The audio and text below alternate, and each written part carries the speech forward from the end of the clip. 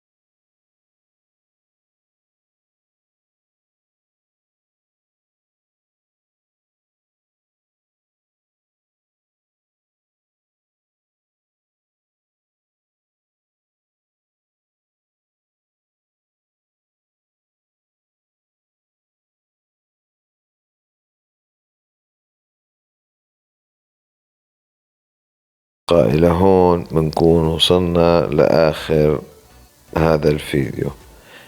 بتمنى من الله يكون أعجبكم الفيديو. إذا أعجبكم الفيديو لا تنسوا الاشتراك بالقناة وتفعيل الجرس ليصلكم كل جديد.